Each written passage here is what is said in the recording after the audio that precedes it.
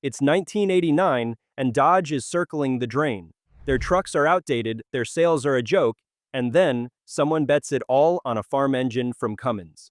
That engine was the 5.9-liter 12-valve, initially with a Bosch VE rotary pump built for medium-duty work. No electronics, no limp mode, just cast iron, gears, and torque. This is the story of how Cummins accidentally built the Unkillable engine. By the late 1980s, Dodge trucks were automotive punchlines. While Ford and Chevy battled for supremacy in the pickup market, Dodge was selling trucks that nobody wanted. Their gasoline V8s were underpowered, their build quality was questionable, and their market share had shrunk to barely 8%. The company was hemorrhaging money and desperately needed something, anything, to differentiate their trucks from the competition. The solution came from an unlikely source. Cummins Engine Company had been building diesel engines since 1919, but they weren't in the pickup truck business. Their bread and butter was industrial and commercial applications, tractors, generators, medium and heavy-duty trucks, and marine engines. These were workhorses designed to run continuously for years in the harshest conditions imaginable. Cummins had developed the B Series engine family in the mid-1980s for medium-duty applications.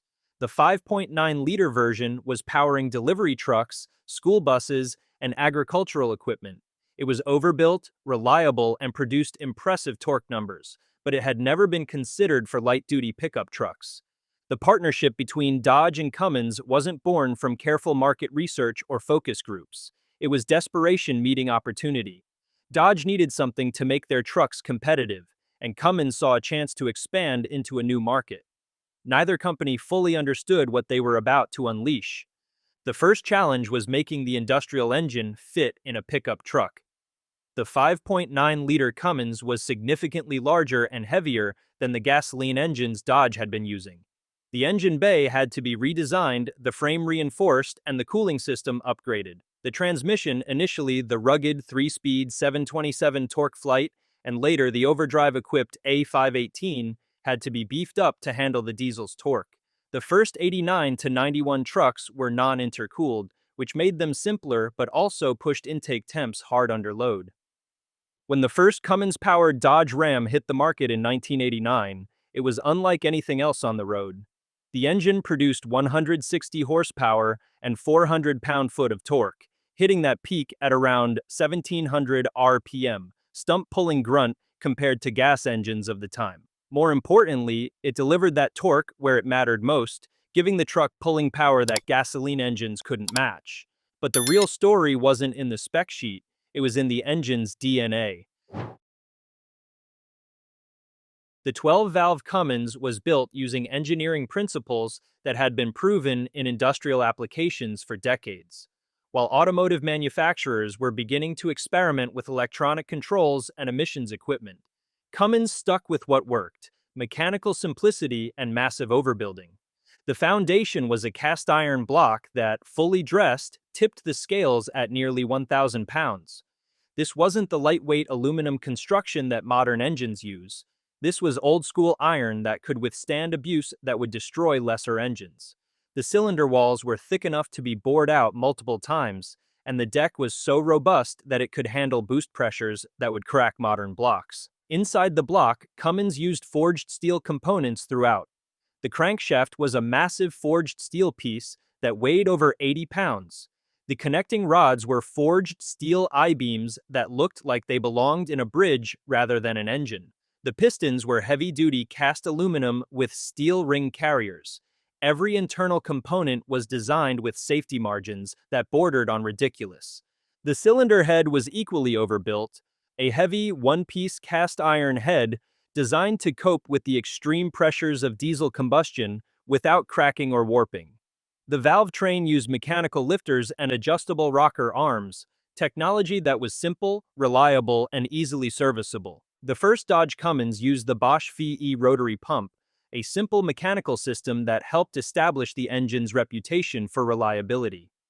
This distributor-style pump was compact, durable, and completely mechanical. No electronics, no sensors, no computers. It was adjusted using nothing more than screws and springs and it could be rebuilt by any competent diesel mechanic with basic tools. In 1994, Cummins raised the stakes with the Bosch P7100 inline pump, the P-pump that turned the 12-valve into a legend among tuners. This was a completely different animal from the VE pump. The P7100 was a precision mechanical computer that used a camshaft-driven plunger system to pressurize fuel to well over 10,000 psi and deliver it to each cylinder with split-second timing. The P7100 pump was controlled entirely by mechanical linkages, but unlike the VE pump, it featured individual plungers for each cylinder and infinitely adjustable fuel delivery. This made it not only more reliable but also incredibly responsive to modifications. Both injection systems gave the 12-valve crucial advantages over electronic engines. First, they were virtually bulletproof. There were no electronic components to fail, no sensors to get dirty, and no computer modules to corrupt. The engine would run as long as it had fuel, air, and compression. Second, the mechanical systems were far more tolerant of bad fuel than electronic engines, and in emergencies, some owners even ran alternative fuels. But doing that regularly is a good way to shorten the pump's life. Farmers discovered they could run their trucks on home heating oil in a pinch, and in military contexts, similar mechanically injected diesels have been run on JP8 in a pinch, though it's not the kind of thing any manufacturer advertises. Third, especially with the P-pump, the mechanical system was infinitely adjustable. On the VE pump, you could turn up the fuel screw, and on the P-pump, you could slide the fuel plate and tweak the AFC, simple mechanical tweaks that unlocked huge gains without any electronic tuning. This would later become crucial to the engine's popularity in the performance community. Early Dodge Cummins trucks used a simple Hulset H1C turbocharger, later upgraded to the Hulset HX35 on the mid-90s P-pump 12 valves. Both were fixed geometry, mechanically controlled turbos that favored durability over complexity. These simple systems were reliable and responsive, providing consistent boost across the RPM range without the complexity of variable geometry or electronic controls. Perhaps most importantly, the entire engine was designed to be serviceable. Every component could be accessed with basic tools, and most repairs could be performed without removing the engine from the truck. The injection pump could be rebuilt in a farm shop, the turbocharger could be serviced with hand tools, and even major internal work could be accomplished with equipment that any serious mechanic would have. This serviceability extended to the engine's diagnostic capabilities, or rather, the lack thereof. There were no diagnostic trouble codes, no check engine lights, and no limp modes. If something was wrong with the engine, it would either run poorly or not at all. Troubleshooting was accomplished through mechanical inspection and basic testing rather than computer diagnostics. The 12-valve Cummins didn't just power trucks, it created a culture. Within a few years of its introduction, the engine had developed a following among working-class diesel enthusiasts who appreciated its no-nonsense approach to power and reliability. Farmers were among the first to embrace the 12-valve. They needed trucks that could pull heavy trailers, work in harsh conditions, and keep running for hundreds of thousands of miles. The Cummins delivered on all counts. Stories of 12 valves crossing 300,000 or 400,000 miles on original internals are common, and with meticulous maintenance, some have even pushed toward the million-mile mark. The oil field industry became another stronghold for the 12-valve. Workers needed trucks that could handle the extreme conditions of drilling sites: dust, heat, cold, and constant heavy-duty use. The mechanical simplicity of the 12-valve meant that field mechanics could keep the trucks running even in remote locations where electronic diagnostics weren't available. Enterprising mechanics began swapping 12-valve Cummins engines into older medium-duty trucks and custom builds, creating tough workhorses that could rack up serious mileage with proper maintenance. The engine's compact size compared to larger truck engines and its mechanical simplicity made it suitable for a wide range of applications. The engine's reputation for longevity led to the nickname "million-mile engine," and while that might have been hyperbole initially, it became reality for some dedicated owners. The combination of overbuilt internals, mechanical simplicity, and easy serviceability meant that 12-valve engines could be rebuilt multiple times and continue running for decades. This reliability created a secondary market that persists to this day. Used 12-valve engines command premium prices, often selling for more than newer, more powerful engines. Complete trucks with high-mileage 12-valve engines are sought after by buyers who value mechanical simplicity over modern conveniences. The performance potential of the 12-valve, especially the P-pump version, also attracted a different kind of enthusiast. The mechanical injection pump made power modifications incredibly simple. A few turns of a screw could increase fuel delivery and boost power output significantly. This led to a thriving aftermarket industry focused on 12-valve performance modifications. Diesel performance shops discovered that the 12 valves overbuilt internals could handle enormous power increases. With modifications to the injection pump, turbocharger, and fuel system, 12-valve engines could produce 400, 500, or even 600 horsepower while maintaining their legendary reliability. This was unheard of in the gasoline performance world, where such power increases typically required extensive internal modifications. The drag racing community embraced the P-pump 12-valve's potential. Modified 12-valve Dodge trucks began appearing at drag strips across the country, running quarter-mile times that rivaled purpose-built race cars. The combination of massive torque and mechanical reliability made the 12-valve a natural choice for diesel drag racing. Engine swaps became another popular application. The 12 valve's mechanical simplicity made it relatively easy to install in other vehicles, and its compact size made it suitable for a wide range of applications. 12-valve engines found their way into everything from classic muscle cars to off-road buggies to marine applications. The tuning culture that developed around the P-pump 12-valve was unique in the automotive world. Unlike gasoline engines that required expensive electronic tuning equipment, 12-valve modifications could be performed with basic hand tools and mechanical knowledge. This democratized diesel performance and created a grassroots community of enthusiasts who shared knowledge and techniques. Internet forums dedicated to 12-valve modifications became repositories of technical knowledge. Enthusiasts documented every aspect of the engine's operation, from injection pump timing procedures to turbocharger upgrades to internal modifications. This collective knowledge base helped preserve the engine's serviceability even as factory support began to wane. By mid-1998, the writing was on the wall for the 12-valve. Increasingly strict emissions regulations required electronic controls that the mechanical injection system couldn't provide. Cummins rolled out the electronically controlled 24-valve ISB for the 1998.5 model year, which added electronic injection and modern emissions controls, but still relied on a simple fixed-geometry turbocharger.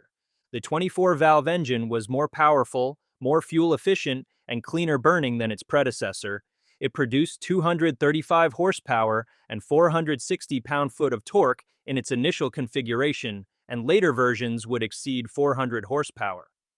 By every objective measure, it was a superior engine, but the diesel community mourned the loss of the 12-valve's mechanical simplicity. The new engine required computer diagnostics for troubleshooting, specialized tools for service, and electronic tuning for modifications.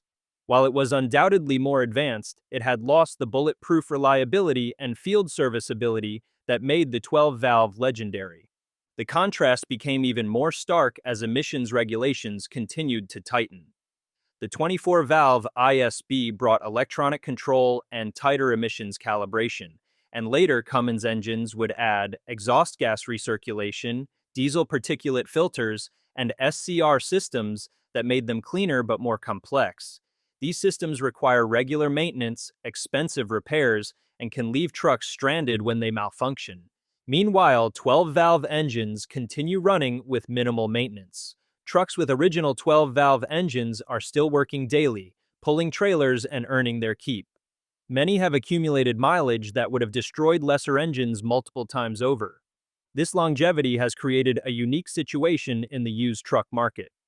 High-mileage 12-valve trucks often command higher prices than newer trucks with more advanced engines. Buyers are willing to pay premium prices for the mechanical simplicity and proven reliability of the 12-valve platform. The engine's reputation has also influenced Cummins' modern marketing. Despite producing engines with significantly more power and better fuel economy, Cummins still references the 12 valves legacy in their advertising. The company understands that the 12 valve represents a golden age of diesel reliability that resonates with their core customer base. Restoration and preservation of 12 valve trucks has become a cottage industry. Specialty shops focus exclusively on rebuilding and maintaining these engines, and parts suppliers continue to manufacture components for engines that haven't been produced in over 2 decades. This aftermarket support ensures that 12 valve engines can continue operating indefinitely. The influence of the 12 valve extends beyond Cummins itself. Other diesel manufacturers have attempted to recapture the simplicity and reliability that made the 12 valve legendary, though none have achieved the same cult status. The engine represents a benchmark for diesel reliability that continues to influence engine design decisions today. Perhaps most importantly, the 12 valve Cummins proved there was a huge market for serious diesel power in pickups.